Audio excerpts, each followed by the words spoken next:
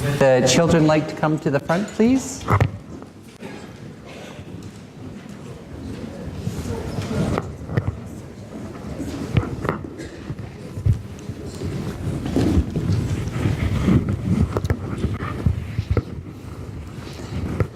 Good morning. It's nice, isn't it, to be able to wear shoes and don't have to wear socks anymore, isn't it? Yeah, so much warmer. So, did you know that they're still playing hockey in the NHL? Yeah, some of you did? Yeah. I've been watching hockey because, even though I cheer for the Edmonton Oilers and they were eliminated from the playoffs a long time ago, I still like to watch hockey, and there's some Canadian hockey players and some Saskatchewan hockey players that I'm cheering for. And so I was thinking about hockey, and I was thinking about reconciliation. That's what they're talking about today in church.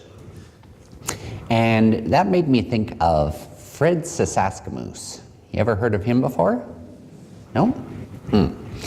So he was a hockey player, but before he was a hockey player, he was just a kid. And he lived on a reserve called Atakakoop First Nation. They used to call it Star Blanket. I think that's what Atakakoop means in English. So he lived there. And his dad hunted and fished in the summer and trapped in the winter.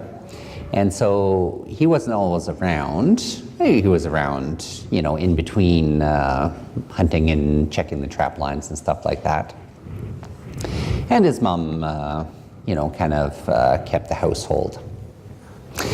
But there came a time when there were some people from the government who came and saw Fred and some of his brothers there, and they thought, well, they've got no father around. They really should go to school. They shouldn't be just sitting here, just with their mother and stuff like that. They need to learn something too.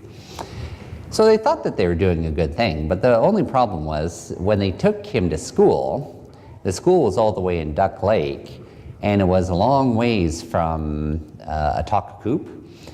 And he wasn't able to get home for weekends or anything like that. So when he was at school for the whole year and would only get to go home in the summer, and sometimes not even then.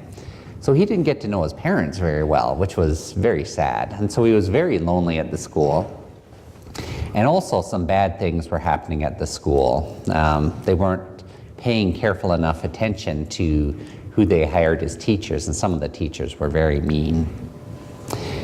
So that was very sad, and so Fred was not happy at school.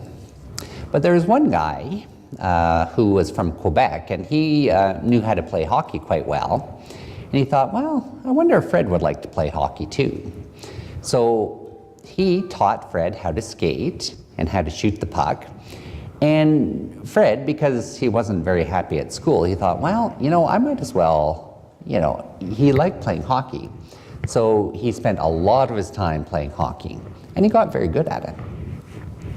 He got so good that one summer when Fred went home, after he was done school, someone came from the Moose Jaw team, hockey team, and said, well, do you want to play for us, Fred? And he said, oh, well, I don't like being away from home that much, but okay, I guess I'll play for you for a season. So he played with them for a season, and he was so good, scored so many goals, that people heard of him in the NHL. And the Chicago Blackhawks sent someone at the end of the season to say, I know you'd like to go home, but how about you only go home for a little while, and then you come and play with us in Chicago. And he thought, well, I really like being at home. I don't like being away from home, but maybe I'll play with you in Chicago. Because, some of his friends convinced him, this could be a good thing for you. So the next year he played in Chicago, and he didn't play every game, but he played some games. And it was important because he was the first Indigenous person in the National Hockey League. So that was a pretty special thing. And I think Fred Sasakamoose was a very brave person, because in the NHL, I've been watching some of the hockey, and you kind of hit people, and you sometimes, get hit by sticks and stuff like that, and people lose teeth and stuff like that. So it can be pretty scary to play hockey in the NHL, but he was brave and he did it. And Fred was also brave in different parts of his life too. He was a chief of his First Nation, and he was an elder there as well. So he did lots of brave things in his life. But I think the bravest thing he did is that when they had an opportunity to talk about what had happened in some of those residential schools, he stood up and he told his story about what happened to him in residential school, and even the bad things that happened to him. And he said, some of these stories I've never told to anyone, not even my wife. I haven't told anyone about these stories, but he stood up and he told his story about what happened to him. And I think that was the bravest thing he did in his life, because that would have been a very hard thing to do, to tell stories about a time in your life when you were very sad. And Fred is still living today, and I don't know if he still lives on a Takakup or if he lives someplace else, but I think he lives in Saskatchewan, and a lot of people look to him for advice and leadership, because he's done a lot of things in his life, and he continues to be a brave person to this very day. So we're going to have our Wild Goose Club now, and the adults are going to continue talking about reconciliation. And for the youth here, there is Keith downstairs again. Yay! So you can go and enjoy his presence.